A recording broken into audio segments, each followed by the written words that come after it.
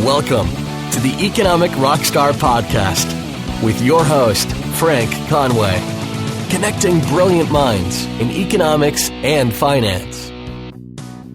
Hello everyone, and welcome back to another episode of the Economic Rockstar Podcast. I am your host, Frank Conway. I am joined by the one and only Pat Holt, in which he explores the worlds of Marvel and DC and applies his intuition in identifying economic concepts within these comics and movies. Pat has a very interesting story in which he takes us through his love of superhero comics as a kid and how he had that knack for spotting economic and financial concepts within those comics, and then continuing on in his adult life in which he's able to identify these very same concepts and more in the movies that we are now exposed to in the cinema. Pat is an engineer but decided recently to go back and study economics and has taken up a part-time course in Texas. Pat is a listener to the podcast, and it was by listening to one of my episodes with Brian O'Rourke, in episode 116 on the economics of superheroes, that he decided to do something about merging his love of comics and his newfound understanding of economics. And he's done what most people wouldn't do. He decided to reach out to Professor Brian O'Rourke, get in touch with him over the episode that he listened to, and offered to help Brian with some of the content on a new book that he was going to edit. And as it happens that Professor O'Rourke needed some people to write up chapters and to blend their understanding of economics with superheroes. And having that back and forth conversation, Brian thought, well, why not? Let's have someone who is pretty much an expert on superheroes. So Pat decided to write up a chapter on one of his early childhood superheroes, Spider-Man.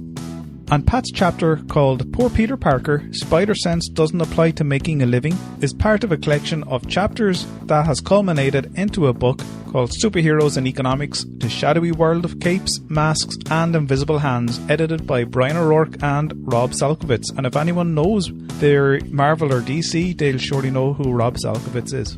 So in this episode we discuss Pat's new chapter and how Spider-Man, or Peter Parker, is used to analyse some of the economic concepts like unemployment, opportunity cost, low wages, high rents. But we also go beyond that by looking at some other characters such as Wonder Woman and how she embodies the empowerment of women and was the face of feminism in the comic world. And we also bring up how Superman infiltrated the KKK, which is a true story and is going to be made into a movie. Pat touches on Black Panther and how Wakanda has become a rich and powerful nation through the sale of vibranium. And there are other characters that he touches on, such as Captain Marvel and Supergirl, as well as the Incredible Hulk.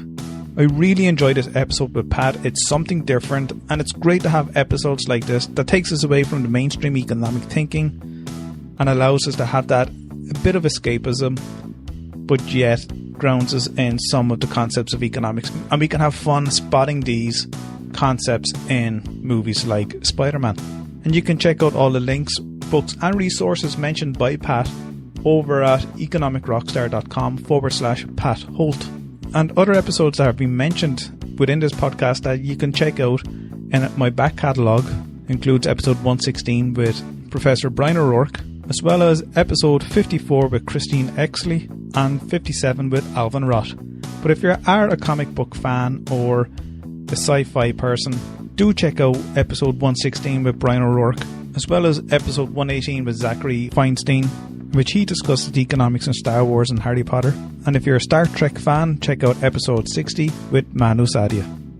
If you enjoyed this podcast, why not support the show by subscribing on Apple Podcasts, give it an honest rating and a review.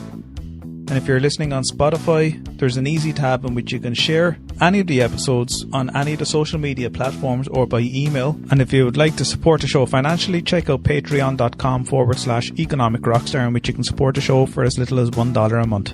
That is how I first came across Pat, as he was one of the early supporters of the podcast on Patreon, and I found out a little bit more about him, and this is how we ended up talking on this episode.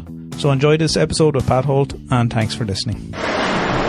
I watched the Avengers movie and see, New York City getting, destroyed by the aliens. And, at the end, I'm thinking, what is the labor like in New York City of the Avengers universe where, all this stuff's got to be fixed?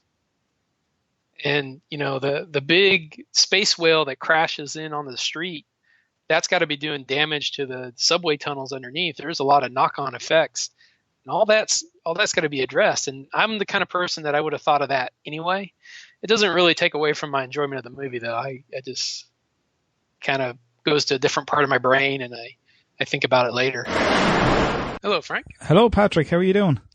Good. How about yourself? I'm doing very well. Do you want to do this as a video or audio only? Let's do audio only. I live out in the area of rural internet, so video kind of chunks the bandwidth. That's fine. I'm okay with that, yeah. Yeah, thanks very much for joining me on a Sunday especially. Oh, no problem at all. It actually works out much better for me. Yeah, the time difference is about 6 hours, so yeah, I think it works out great for both of us. And, absolutely. Welcome to the Economic Rockstar podcast, by the way. Wow, thank you. It's where it all began. Yeah, and I have lots to ask you, to be honest, and I'm just wondering, firstly, do you have any questions before we want to start this, or will we go straight in? No, I'll defer to you. You're the expert podcaster. Right, so I'm used to supporting the technical side of things. So. Yeah, so if I have any difficulties, I might send them straight over to you, and you can fix them for me, I think. There you go. Yeah, so there's a couple of look, I suppose where it all began, really. Just to let the listeners know how we got in touch with each other at first. I first came across you on Patreon. You're one of the first supporters of the show through Patreon.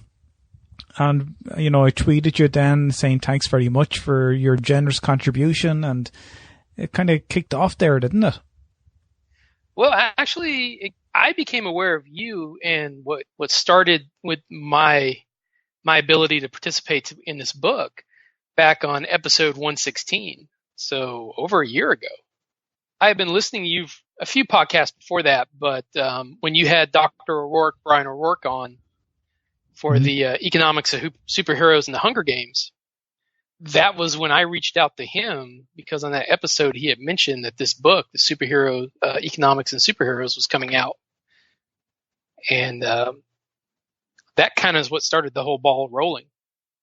Yeah, and it's because, you had that connection there, was it, with superheroes, and coincidentally you were listening to an economics podcast?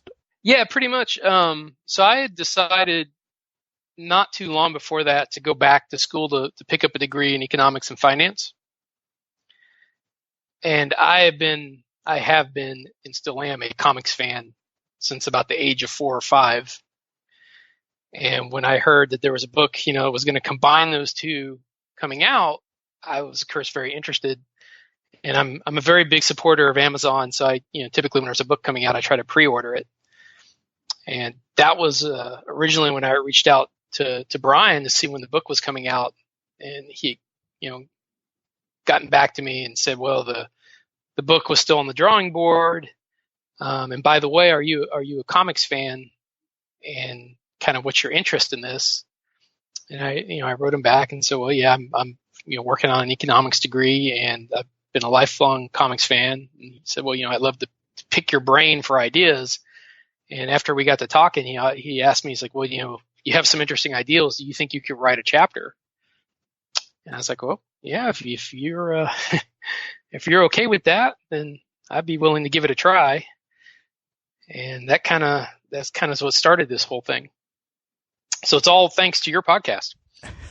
Well, I'm glad I was somewhat a connection between yourself and Brian. It was a great episode, actually. I really enjoyed talking to Brian and first coming across his work over at the NETA conference, the National Economic Teaching Association conference, which was held in Tampa, Florida. I think it was back in 2016. I first came across his work. I was passing by a room in which he was giving a presentation, and the door was opened, and I knew it was an economics teaching course or a teaching conference. And when I looked in the door, I saw Deadpool on the screen, and I had to go back. And I said, I didn't know what this was about. And it was coming toward the end of it, and I stepped in. And I was like, what has Deadpool got to do with economics? And I just got a sense of how, I think at the time he was on about trade-offs or something like that regarding Deadpool. And I thought this was quite interesting, I must get in touch with him and have him on the podcast, because I'm sure there are people who would love to find some economics examples through comics, understand the concepts a little better.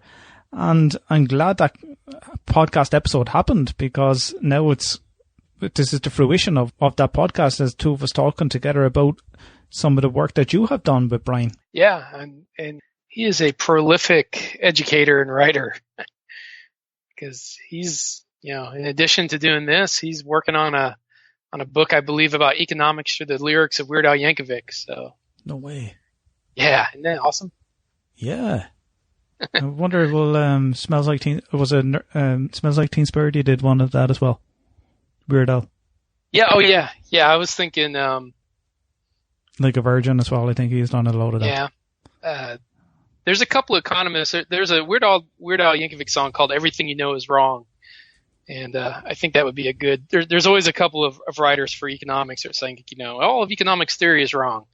It's like that'd be the perfect song to match with that. I wonder, Pat, how did you get into comics? That's interesting. So I have an older brother who's 10 years older than me. So I'm pretty sure my first experience with comics would have been his, either inheriting them or taking them. And even as a younger kid, when I was 4 or 5, I was always interested in like superheroes, science fiction, science. And my parents were very good to encourage that in me. So this would have been back in the, early 70s. And back then, they even would have comic books that came out still on the newsstand, so that you could buy in the grocery store, that were in partnership with the public broadcasting service. So they would have like Spider-Man and this character called Easy Reader. So it was a comic book designed to help you learn to read when you're a little kid. Nice.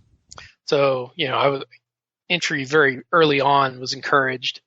Pretty sure that's what drove my love of reading initially, would have been comic books. I'm sure having an older brother who's into comic books, he would probably spent his allowance on these comics, and you were able to take advantage of that as like a free rider, unless he charged you for. Well, actually, see, he wasn't that much into comics really compared to me. He was into cars. Him and my dad are both still mechanics. But yeah, so the ones that he did have, found their way into my collection. And if he would get me, if we would be out or something, Mom would send me to get me something to keep me busy as a kid. He would bring back like a Spider-Man comic.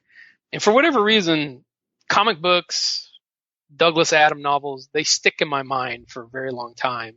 Why is that? I don't know. I can remember comics that I read, and it helped me reference for this chapter that I read maybe when I was 7 or 8 years old, and I remember specific scenes or specific dialogue that I could relate back to economic principles. No way. And that just, makes citations a little bit easier.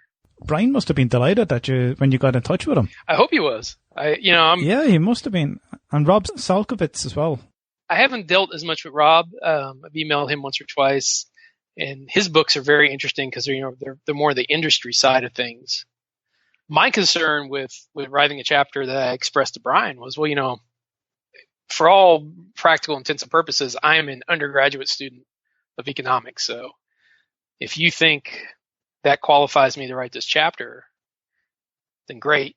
But I would totally understand if you don't think that's the case. And he's like, no, there's plenty of people that, have pursued economics that maybe their degree wasn't in economics or they did it early on.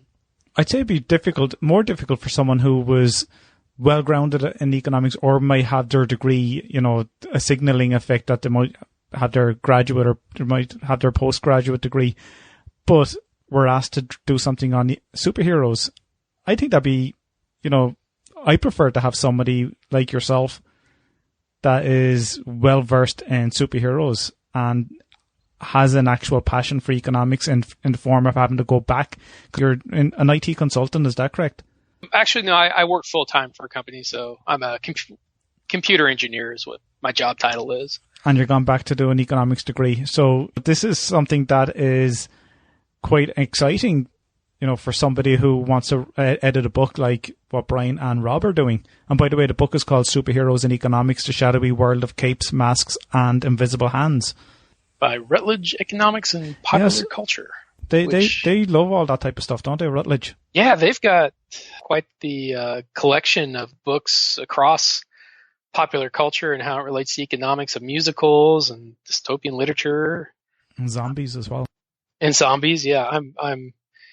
I've always been impressed because they're based out of, they're a UK company, right? Yeah. I think that they are. Yeah, you always see more, it seems like, educational material coming out of Europe and the UK than we see kind of over here in the US. At least all the fun stuff. So when you reached out to Brian, you had that communication with one another, all coming from the interview that I had with Brian back in episode 116 that you listened to. So how long did it get to, like, what was your next step? You know, did you have free reign over what chapter you could write about, what superhero to do? Was there someone else who had picked, say, the Incredible Hulk or Iron Man that you would have liked to have done, or was Spider-Man the one superhero that you definitely wanted to talk about and write about? We kind of had free reign. I don't know if you've been able to look at the book. There's a chapter on Iron Man. There's a chapter on the Incredible Hulk. Spider-Man, lately, because of a storyline that Marvel Comics had recently done, have been sticking in my head, because the IT world is one of those worlds recently where, you know, you can kind of get rich on your intellect. And when you look at the history of Peter Parker and Spider-Man, here's a genius that's always poor. And so with all the stuff that's been in the news lately, you know, even dating back to when the iPhone came out, Elon Musk and Tesla, all these self-made millionaires that, you know, through their ideals and their intellect, made me think of, you know, why has Spider-Man always been in the poverty area, you know, in the dire straits that he is for money? And it kind of makes sense when you look back at the history of the character from the 60s, but if you were to recreate Spider-Man today, you know, he'd be an internet rock star. I allude to it in the beginning of my chapter. It's like, yeah, I know that Marvel recently actually did make him an internet millionaire, but for the bulk of his comic history, he'd been poor. And that seemed like such a, I knew for sure I could research that. I knew for sure I could find all the citations, and I thought it was also just a really good way to introduce some basic economic concepts like, you know, opportunity cost and human capital, externalities and such. We could draw comparisons between each of these superheroes, and I suppose the other person that you could compare and look at the other side of the spectrum with Peter Parker is Bruce Wayne. Batman, yeah, the multi-millionaire, the CEO of Wayne Enterprises. Yeah, and Peter Batman. Parker is a freelance photographer and is barely able to make rent, and he has to look after his Aunt May. Yeah, this is something you explored in your chapter. I didn't really touch so much on Bruce Wayne. I did touch more on the things that Peter Parker has given up, because if Peter Parker had his druthers, he really wanted to be a college professor. His goal in life, early through most of the comic, you know, once they age him kind of into the college postgraduate age range, is, you know, he wants to become a professor, but he can never hold it steady because he's always called away from his duties to become Spider-Man. You know, and then, yeah, you do have the counterpoint of Bruce Wayne, you know, which is a character whose money is making money and has absolutely no scarcity in terms of money resources, and also no superpowers. Yeah. Kind of the argument, though, I make for Peter Parker is that he was always super intelligent. He didn't need the spider bite to become super intelligent. He was always a genius, and that could have been a path out of poverty for him. He didn't, you know, if he loses his super strength, if he loses his ability to adhere to walls or his spider sense, he had his brain before he was ever bitten by the spider. And so there's that human capital kind of viewpoint that he brings so much more to the table than just his superpowers. I wonder, by having the spider sense and the superpowers, is a distraction from his ability to, or his intelligence. Is he diverting that intelligence away by focusing in on his spider sense and hence not being able to go down the path as he always wanted to be a professor, or may not be able to explore ways in which he can be more than a freelance photographer? Or is this freelance photographer a cover for his power as a Spider-Man, just like Clark Kent is for Superman, being a journalist. Yeah, I kind of did think about that, both with Clark Kent and Peter Parker, or their initial job choices kind of help move the plot along as to how could this person, what gives them to be an excuse to be in an area where news is being made, where there's a disaster or a supervillain. So I think that's definitely part of it. And part of Peter Parker's success as a photographer are these one-of-a-kind shots that only he can get of Spider-Man fighting a villain, because he is, Spider-Man, and he's placed his camera ahead of time to take advantage of the fights, to just be on an auto shutter and take pictures. There's actually a story arc in the late 90s, I believe, where he's basically unemployed.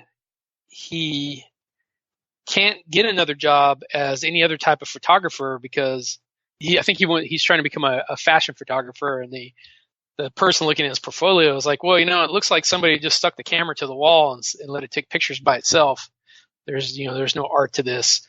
He can't get a job as a professor or even a substitute teacher in a high school because, we have your work history here, and it says you left class. You just leave classes and leave your students by themselves, because he would be running off to fight some supervillain or save the world. But certainly you see examples, even at the very beginning of Spider-Man in the story arc. He's a 15, 16-year-old kid, and he's making artificial webbing with ingredients found in a high school chemistry lab. Okay. He's made his web shooters, which are these miracle of micro mechanization, with stuff he could buy at Radio Shack, or again, stuff that he could find at his local high school. And did he make the suit as well? Yes, I believe he modifies a costume, and later on he actually knows how to sew and knit. He makes the suit himself and repairs the suit himself. So he's definitely multi-talented. Yeah. And then you see in future timelines or alternate stories to where, like he sold the formula for his webbing to 3M as an adhesive, and he's living the high life. He's living a comfortable life off that patent. So there's a lot of trade-offs that he makes to be Spider-Man. And, some of the things I touch upon is, he must, in terms of utility, he must just love being Spider-Man. He must get, in some ways it's hard to measure the amount of satisfaction you get if you save like the galaxy, right? There's very hard to put a price or a quantitative number to how much satisfaction you get from that. But he must derive more utility from being Spider-Man, that it makes it worth giving up some of his personal relationships, having to hide his identity from his Aunt May, the marriage that he had that got erased, and then I think they're trying to bring it back in the comic storyline. So he was married? Yes, he was married to Mary Jane Watson, and okay, the neighbor, is it? Yeah, in the movies. Okay. So how old was Spider-Man at that stage? He must have been in his mid-20s. I would think at that point. Okay. They're very careful in comics to never give you too many points of reference to age and specific time sometimes. I suppose that's why Bart Simpson has never aged. Yeah. They're just kind of, like 30 plus years. Yeah, Bruce Wayne in the comics is always going to be around his mid-30s. Because otherwise, by now, Spider-Man, Peter Parker would have to be in his late 50s to 60s. So kind of make it hard to keep the comic book going. It is, yeah. So like you've already touched on a couple of economic concepts like opportunity cost, trade-offs as well. And, even just pointing back to when you were saying that he couldn't be a professor or even a substitute teacher because he'd be always running off trying to catch the criminals. And that is an opportunity cost, because if you are in one place and you can't be in another, well then, you have to give up one of those. So the opportunity cost is the best alternative foregone, and his best alternative is teaching or being a professor, because he has to primarily go off and fight crime. And that's perhaps why he is lacking that income that allows him to be able to pay his rent, on time when the landlord comes looking for that rent and he can't pay it, and he's not getting the money for it. Perhaps his photos aren't as good, even though he is capturing photographs of himself and he's trying to sell them to his boss, as far as I can remember.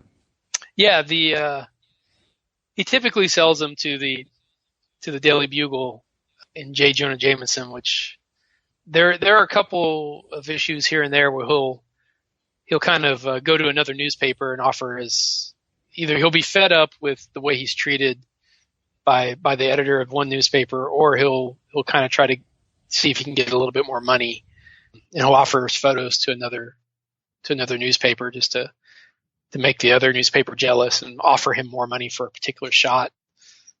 And also there's the tension there that he is taking pictures and selling them to a newspaper whose editorial goal is to demonize Spider-Man. Who, of course, they don't realize that he is Spider-Man, but he's selling and making money from an institution that hates him. Yeah, well, that's a great way to do it, isn't it? Yeah. So there's a little trade-off there. And so if you were, the chapter is called Poor Peter Parker, Spider Sense doesn't apply to making a living, which is the one you've written in this book. I know it's on Kindle. It's an expensive book. It's one that's typically for reference to academia. I'm not sure if it's out there in the mainstream. It's about $130, I think, to buy the book, or $150, but to buy it on Kindle, it's $33 right now on Amazon. And also there's a softcover version, which is also much, much less, at least here in the States. I don't know if many people get to buy it unless they go for the Kindle, if they're looking at a cheaper price to pay, or they might get their library to order in the book. So given your chapter on Poor Peter Parker, if you were to explain to someone in your economics class, or if you were to have a chat to your lecturer or to me and the listeners, what other concepts would you be able to explain through the use of Spider-Man? Human capital is explained quite a bit, is used quite a bit and referenced quite a bit in the chapter. And is that because of his ability to be productive in a way to fight crime, or is it that he doesn't get the rewards that he could have given the amount of work he puts into his freelance photography? Actually, it's more to showcase the skills that he had as a normal human versus what I call superhuman capital, which were the powers he gained from being a spider or being bitten by a spider. And the fact that, again, that he's, this super genius child prodigy potentially. So is his human capital a lot less than what his superhuman capital will be? Or how would it be measured? Well, it's different. His human capital really is just that he's, a genius. He could be patenting his inventions. He could be working in the medical field. Early on in one of the very early Spider-Man comics, when they were still, fleshing out the character, they gave this, they give this little aside, all about Peter Parker and his powers. And they even mention it, I think at age 16, he is considered a world's leading expert on spider silk. On spider silk? Yeah, spider silk, the webbing. Silk. Sorry. It's a Texan accent. Again, like if you were to take away his powers, his brain, his knowledge would never disappear. So he would always have that. He would have had that had he not been bitten by a spider. Versus when, kind of his superhuman capital, which is the super strength, the spidey sense, the ability to crawl on, to adhere to surfaces, his enhanced reflexes. All those things are things that he only got as, by virtue of being bitten by a radioactive spider. So take those away, and he would still, in today's internet age, where he would have access to the patent office online and to Kickstarter and the Patreon, he could very well start his own lab and patent his webbing, or patent the super small spinneret devices that shoot his webbing, 500 feet. Also, the internet would provide him with the ability to teach, because if you're doing, what are they called? MOOCs, MOOCs, the online courses, Yeah. that are pre-recorded. Yeah. If you got to run off and fight the Green Goblin, it's no problem. You got a couple lectures, on ready to go, already recorded. And the thing is, unfortunately, we won't be able to see him being that multi-millionaire like Bruce Wayne, because we always want to keep him forever young as such. So we may never see him being that rich CEO of Peter Parker Limited. We briefly do. Okay. We briefly do. Recently, that Marvel did a storyline where he became a CEO of his own company, and he doesn't stay that way, though. Okay. Why not? He doesn't like it. Well, I don't know how far behind the online comics are, so I don't want to put too many spoilers in there, but I guess kind of another piece of being Peter Parker is apparently having really bad luck. Okay. So, and I think it makes him a more interesting character not to have him rich. I think people can relate a lot to Peter Parker than anyone else or any other superhero. Mm-hmm. Even though people might think, yeah, I'd like to be Rob Stark, or I'd like to, am I saying it right, Rob Stark? Tony Stark. Tony Stark, or I'd like to be Bruce Wayne. But when you think about it, everyone else starts as a teenager. They have their struggles, in their early 20s. They may struggle again. They might have whatever limited pay package, and they're struggling to meet the bills and pay the rent. They may have someone to look after and nurse or care for. And, if people could be down on their luck, even though they may have that intelligence that Peter Parker has, they may not be able to get the breaks that other people might be able to get, and they're working hard at it, and they might have their break later on. So people could relate somewhat more to Peter Parker than anybody else. Yeah, I definitely agree. And do you find that in the community or anything like that, the comic community? Yeah, the comic communities can be interesting. You have a lot of people who are very knowledgeable and sometimes just remember the facts. I don't know they can always empathize with the characters. Across my friends in the comic community, it's about 50-50. Some of them just know a lot of facts about the characters, but don't really care about the kind of the social aspect that the story presents. And then there's some others that, definitely, especially like during the lean college years, can very much empathize with some of the stuff Peter Parker goes through. My wife, she just finished her PhD. Oh, congratulations. And the life of an academic and the stuff she gave up to get that PhD in anthropology, she was reading a chapter and it's like, yeah, it's some of the stuff he goes through. It's kind of like being an academic. Yeah.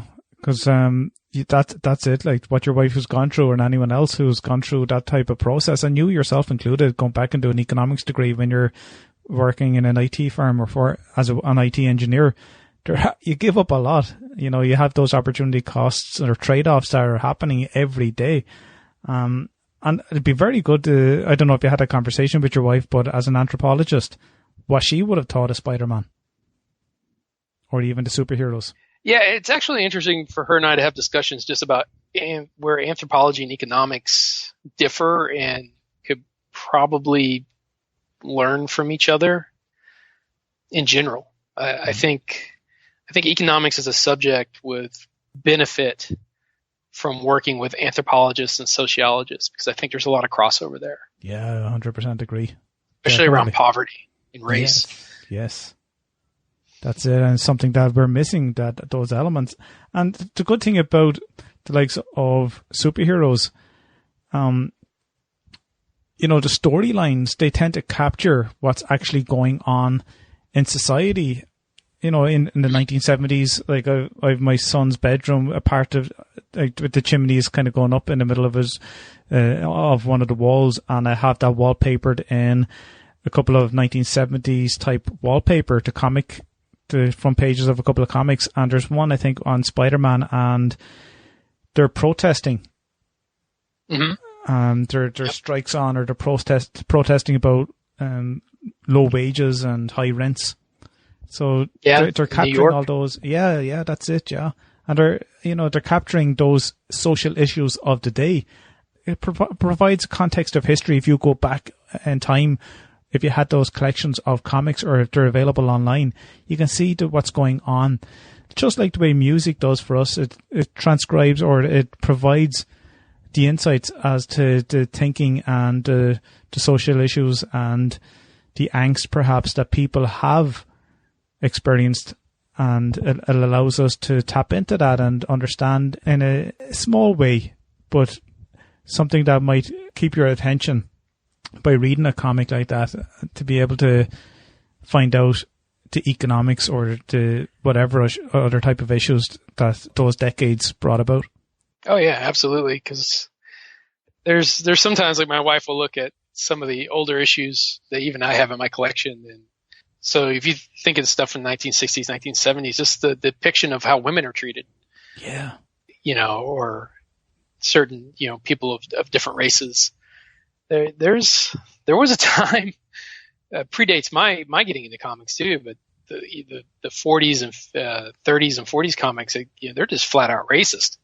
Like, I know Superman infiltrated the Ku Klux Klan, for example, and I think someone actually did that, and they sold I don't know whether they were a story writer for for Marvel, or is it Marvel or DC Superman is with? DC. Sorry, DC. So they found out that the passwords or the codes or whatever it might be that they have between each other, and Superman was able to write that story in a Superman comic, and it revealed all of these types of sayings that the members would have with one another. And you see Superman being victorious about the Ku Klux Klan in the 1960s.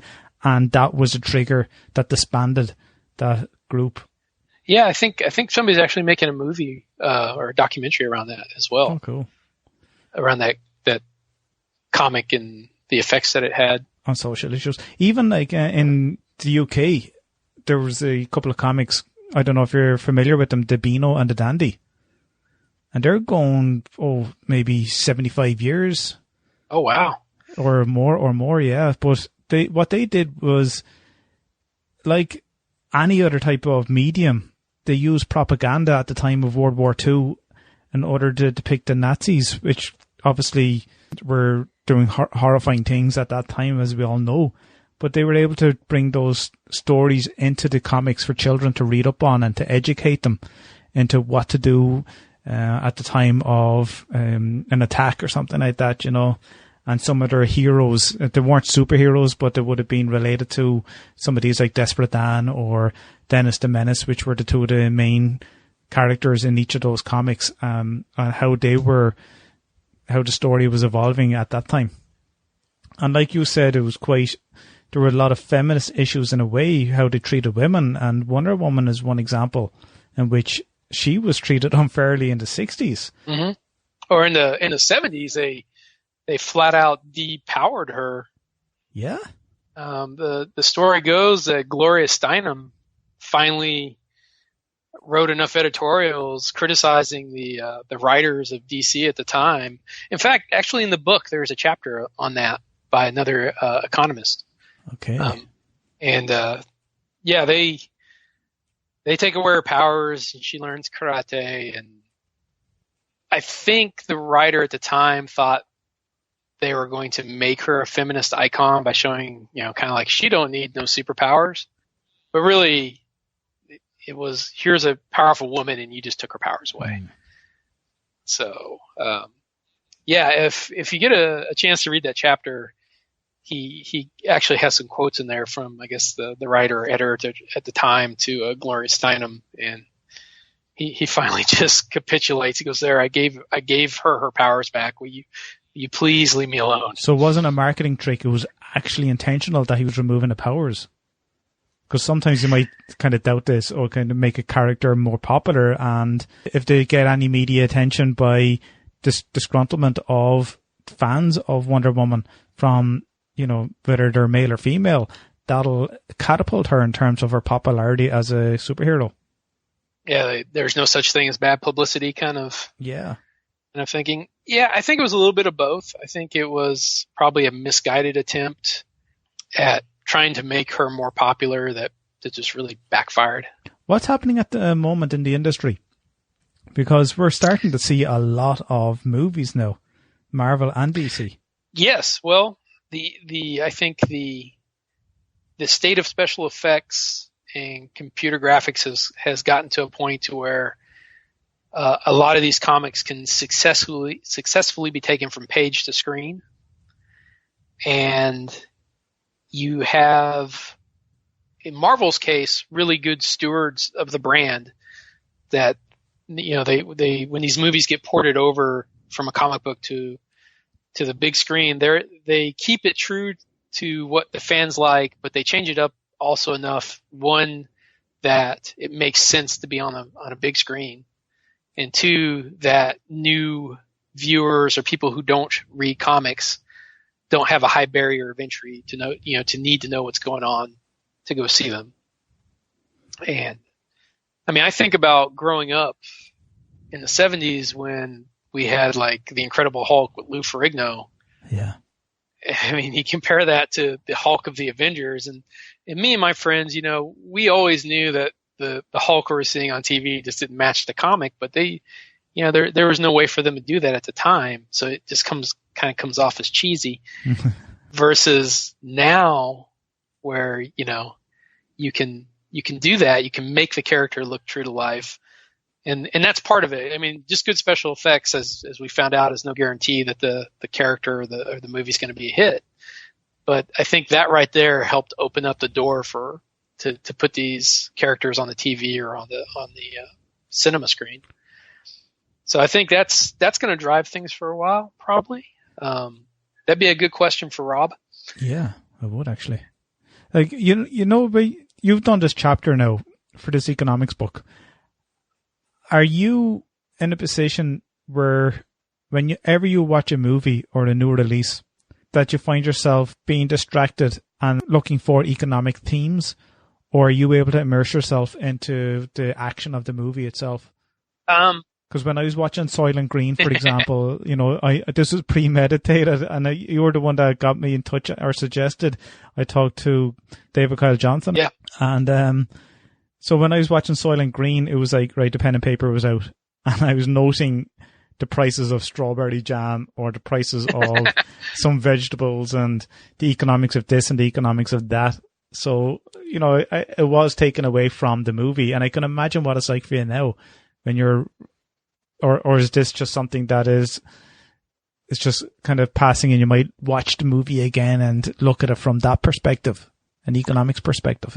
Well, see, because it's weird for me because I was kind of always that way anyway. I suppose, yeah, you did say you were looking at it when you were a kid. You were able to see some of these economic and financial concepts in there. Yeah. Yeah, I have to know how things work, and my, growing up, my dad always encouraged, either by taking things apart and putting them back together or explaining to me how the stock market worked. So I just, I would think that even if I hadn't written this chapter, like I watched the Avengers movie and see, New York City getting, destroyed by the aliens. And, at the end, I'm thinking, what is the labor like in New York City of the Avengers universe where, all this stuff's got to be fixed. Mm. And, the big space whale that crashes in on the street, that's got to be doing damage to the subway tunnels underneath. There's a lot of knock-on effects, and all that's got to be addressed. And I'm the kind of person that I would have thought of that anyway. It doesn't really take away from my enjoyment of the movie, though. I just kind of goes to a different part of my brain, and I think about it later. So are you a bit of a celebrity now in your class? No, and the reason for that is, so I'm working and going back to school. So I only go back to school. I do about 2 classes a semester. Yeah. And the way my university has set up their class schedule, I've really only been able to knock out some finance courses. All the economic courses haven't been offered to fit my schedule. Okay. So okay. I have been knocking around this next semester, going to talk to the head of the department and just let them know that, hey, I wrote, I got to contribute to this book, and, the university is named in my bio, so just in case. Yeah. Get a couple of copies for the library. It's not a bad idea. Yeah. Rutledge does send us a free one. Did they, yeah? Yeah, well, my wife bought me a copy, and then Brian has sent an email for all of our addresses, because apparently the publisher is also sending us a copy. Nice. I don't know if it's the hardcover or the soft cover, though. Yeah. Can you see yourself doing something similar again in the near future? I guess it would depend what you call near future. Not in the next year. My wife and I decided to host an exchange student from Taiwan, so that's going to take up a lot of our time. And I really am hoping to get some more coursework down first to get, because I kind of view it as a foundation. Yeah. So I think the more, especially some of the upper level stuff in the economics and the econometric side, I want to see what I'll be able to do once I know what I don't know. Yeah, yeah. Because it's a fantastic thing to have, given your love of comic books and superheroes, that you have that almost innate ability to draw up and relate certain concepts to an image or a storyline or a piece of art that you would have seen in those comics, and quickly had that, whatever resource, wherever that is in the back of your mind, be able to tap into that resource. Yeah. And I'm sure you're going to come across it again, and there will be a time where you would, and you could even write another book chapter if there's a second edition, because I noticed that on Amazon it has first edition on it, so we could expect a second edition in the next couple of years. That's very possible. I definitely have jotted down some ideas for if he were to ask me to come back for some topics that I could potentially write on. I haven't seen Black Panther. Have you seen it? Oh, yeah. Of course, that's a silly question. What about economics or even social issues there? Is there anything that you might have spotted? Oh, yeah. There's and I think The Economist actually wrote a little blurb on this a few months back. A lot of countries over on the African continent, they point out, suffer from the resource curse. Okay. And the country of Wakanda, which is the country Black Panther rules over, is presented as an example of a country there that doesn't suffer, that it is actually able to prosper from this very rare resource that it has. So instead of, being disadvantaged or being taken advantage of by Western powers for, like diamonds or oil, Wakanda is a country that, one, appears to be closed off to trade, but yet is able to presumably sell this vibranium for research purposes and make so much money from it and develop so much technology from it that, they have free education for everyone. There's a very accepting of all classes and all cultures within that greater culture of the kingdom. So yeah, it's a good example of kind of an African country where they're not getting taken advantage of. They're actually, well ahead of all the other countries on Earth, presumably, because of this resource. And they're not a hostile country or anything, are they? No, but they are kind of they are a sort of monarchy. Okay, that can work for some countries. Yeah, it's weird though. It's because I'm a little behind on my political science anymore. It's a monarchy, but with advisors. So there are classes, right? There is a ruling class that's making decisions kind of on everybody else's behalf, but they seem to be very benevolent. Mm. So there's a lot there with kind of both social and economic issues. Because if you get a chance to see the movie, I highly recommend it. Because you're presented with visuals that you think, oh, these are poor, and the world sees this country as a poor farming community, but everything they have is not what it seems. It's all high tech, kind of hidden in plain sight.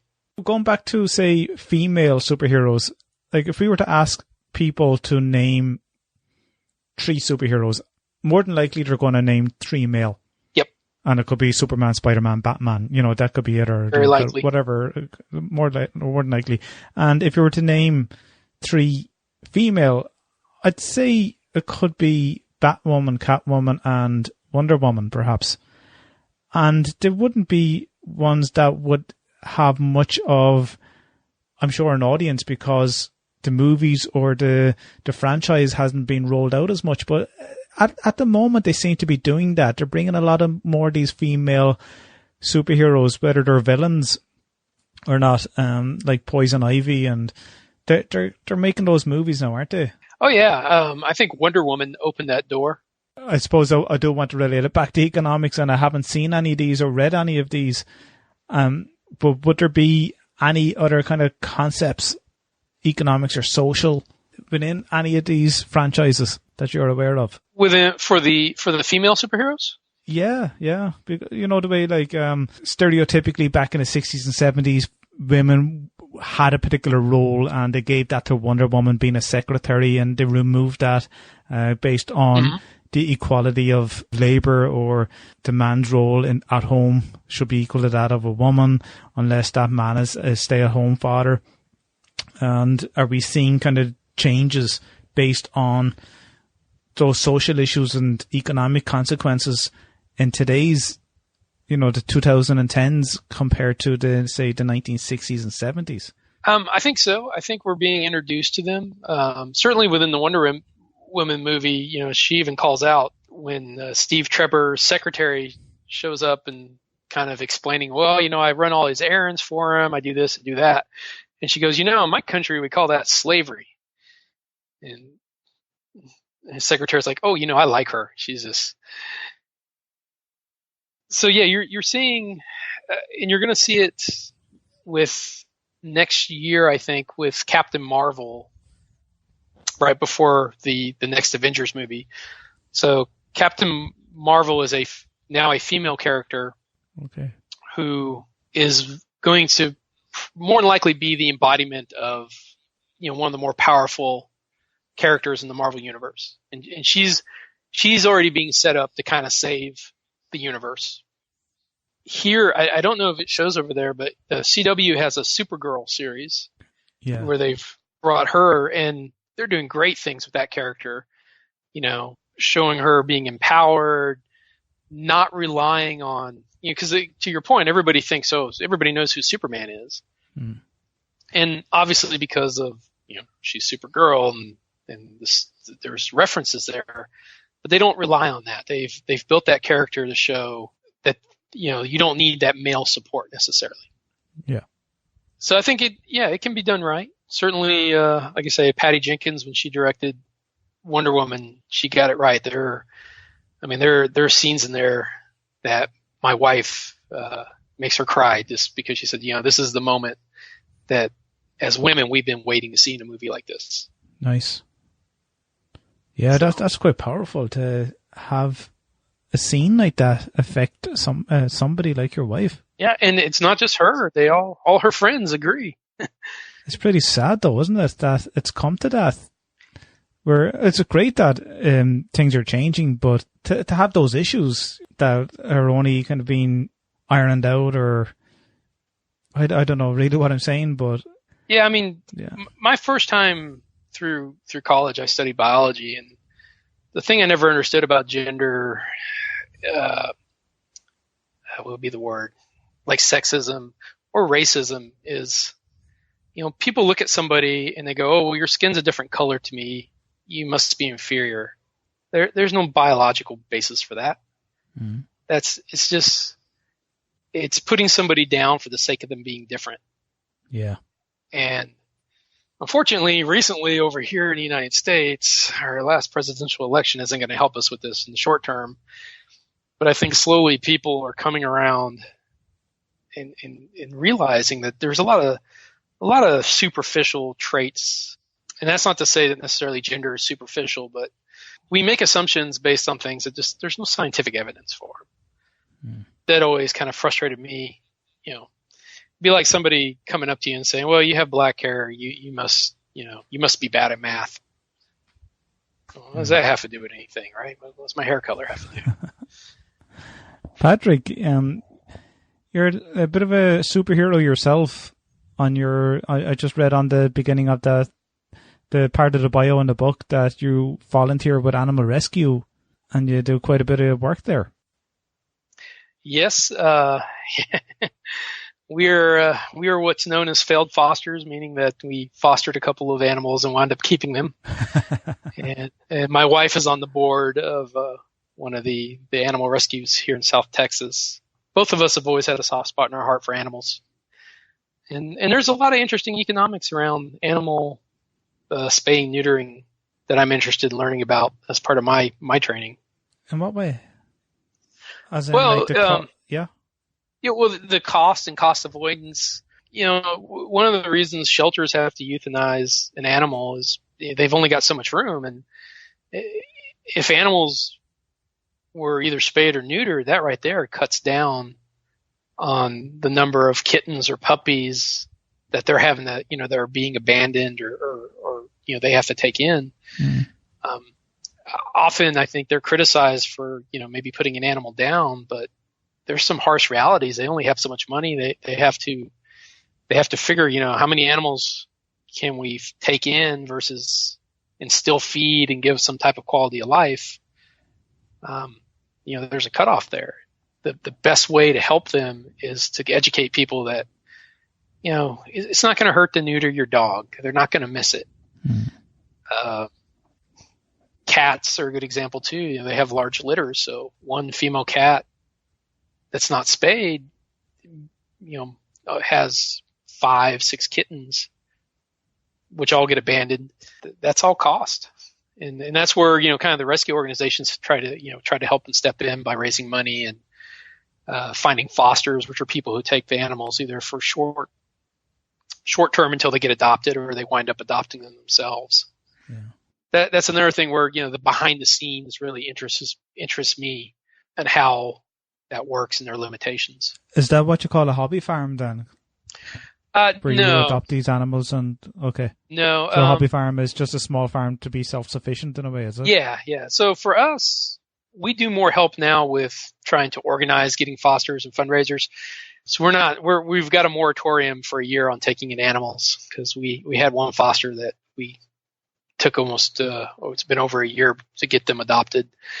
But we do have chickens that we keep as part maybe hobby farm. They've also kind of become pets, but that's purely just for the enjoyment. Okay. I don't know if you have checked out episode 54 that I have with Christine Exley. Would you have come across that one? That's pretty early on. I don't know if I've done your back catalog that far back yet. Yeah, I think you'd enjoy it. She's an economics professor, but she has this side business called Wagaroo. The title of the episode is Christine Exley on the economics of volunteering, market failure in the homeless dog market, and Wagaroo. Oh, wow. And she's tried to solve the problem of homeless dogs. And because what she saw was a thin market, and this is how Alvin Roth, who I also interviewed on the podcast, there's differences between thin and thick markets. And Alvin Roth did his on kidney donations. And it's a thick market would be an example like buying and selling cans of soda or something like that, okay? Because it moves very quickly. There's a demand for it. There's a lot of supply for it, but kidneys isn't. And what Christine Exley wanted to do was try to solve the homeless market the way Alvin Roth had solved the kidney failure market.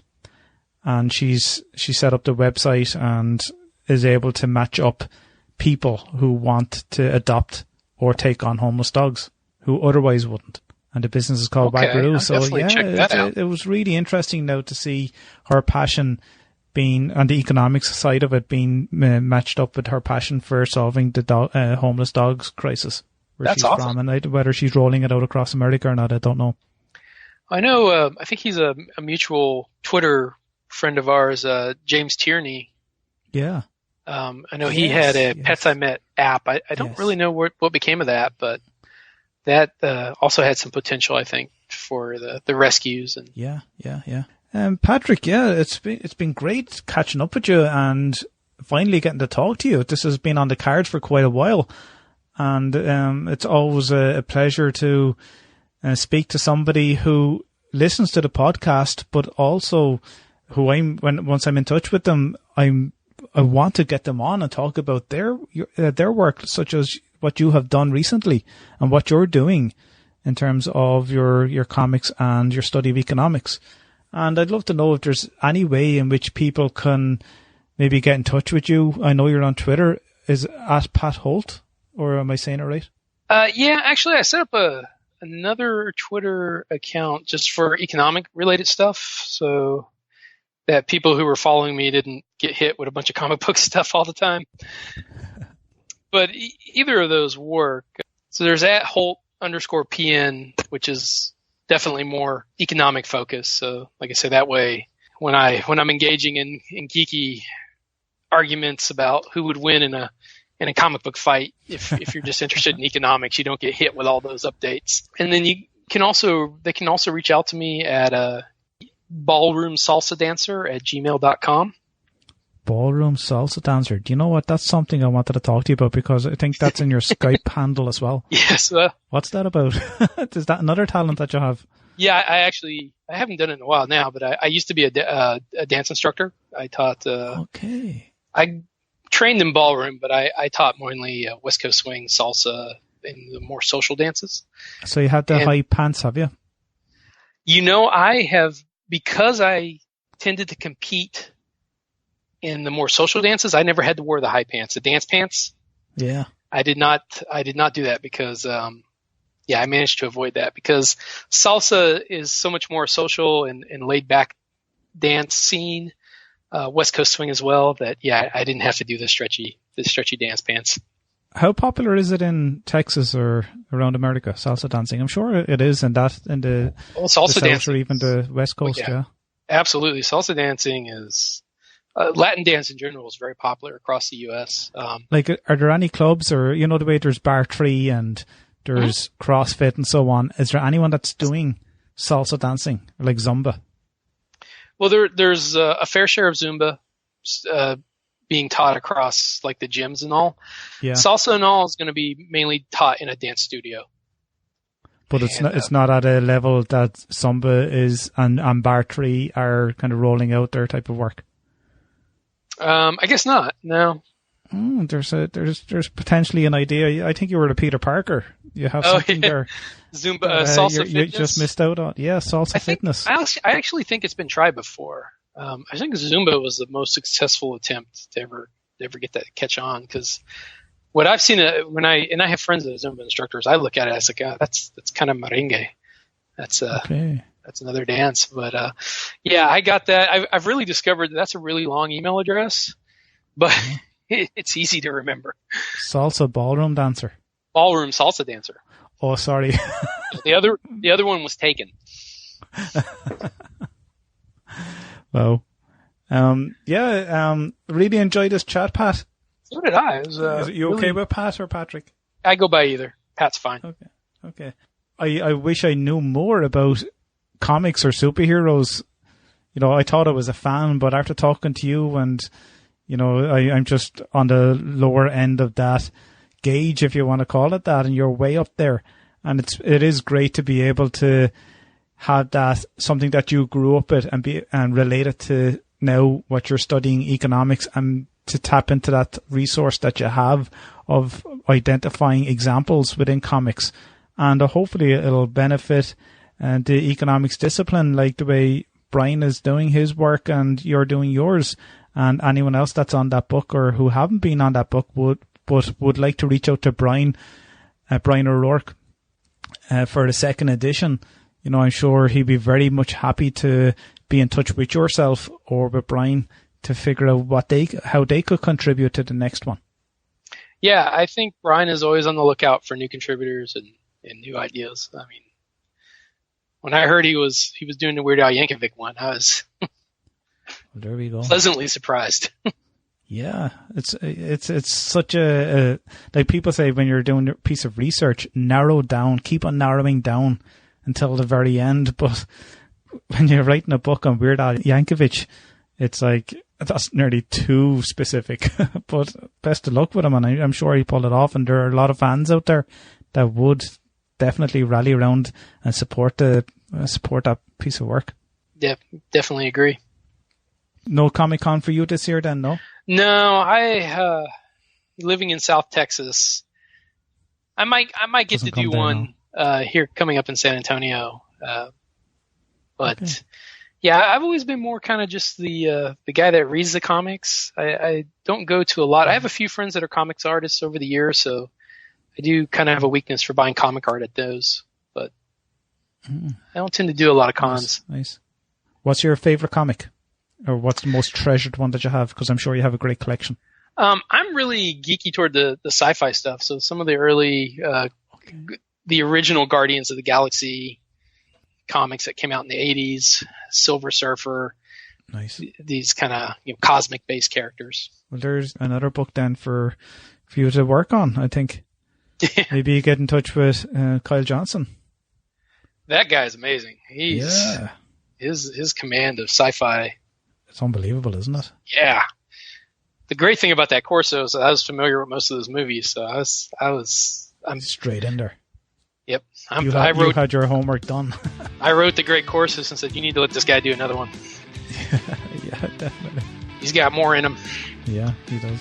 Great. Thanks very much, Pat. And once again, like everybody else who has appeared on this podcast, you are an economic rock star. I appreciate it, learned lots, and I'm not going to be able to look at these superhero movies the way I once had done before without having to identify some economics concepts or social issues that are prominent in some of them, or not even prominent, but discrete messages that only people who are like us can tune into and identify them, whether it's on purpose or by accident. Well, I hope that enhances the enjoyment of the movie and doesn't detract from it. I hope so. Thanks again, Pat, and I'll talk to you again soon. Okay, take care.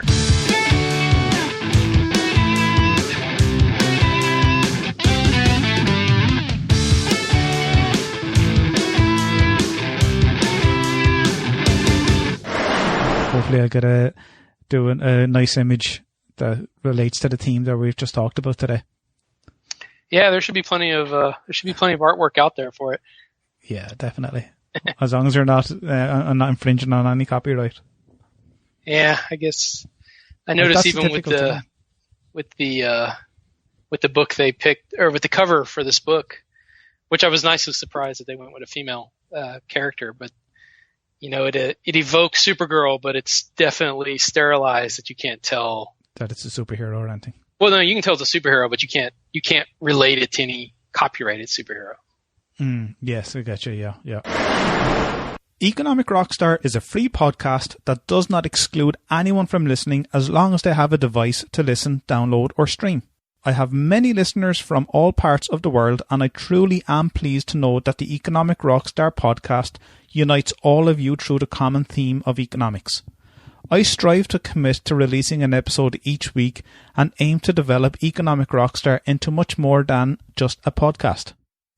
Patreon is a platform that gives you, the listener of the Economic Rockstar podcast, the opportunity to express your appreciation of the show by committing a financial reward for as little as $1 a month.